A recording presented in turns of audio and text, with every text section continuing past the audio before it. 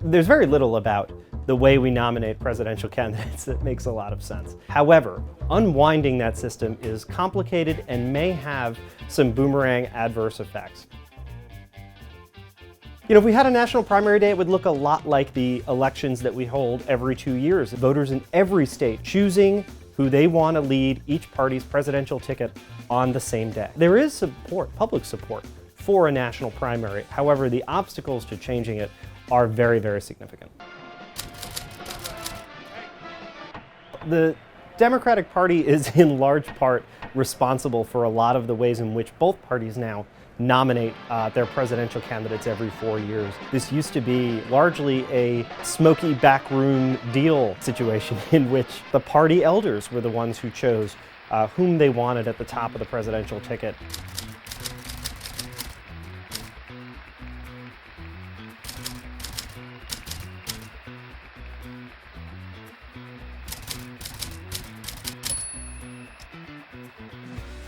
There was a lot of controversy over efforts to engineer the nomination for Hubert Humphrey. To provoke a confrontation, to draw attention from the convention to the streets. And that led to an opening up of the process beginning in 1972 and continuing into 1976 and 1980 that eventually has spanned both parties.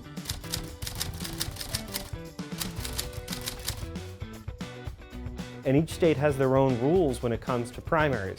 It would require some sort of federal law to supersede those in order to establish a national primary. And it's just simply a daunting task to try to campaign in the entire country leading up to one day when voters are going to go to the polls. That is a logistical nightmare for the way we conduct campaigns and would likely require campaigns of vastly greater resources than they even have now, even with all the money in politics.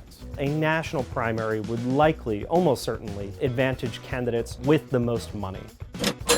Changing this process requires getting the buy-in of 50 different states, including some that are very protective of their statuses. Iowa and especially New Hampshire are very protective of their first-in-the-nation status.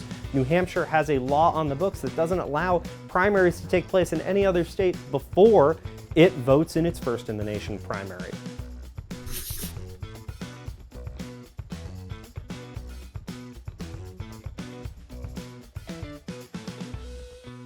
They wonder why we can't all vote on the same day, why I have to sit at home and watch Iowans or Granite Staters or Nevadans or South Carolinians go to the polls and whittle the field of candidates for me and decide which candidate has the momentum, which candidates are viable. The issue here with making any kinds of changes is this really has to be a bipartisan process. It requires both parties to be on board to a wholesale change to the way we conduct these nominating processes and what the calendar is going to look like moving forward.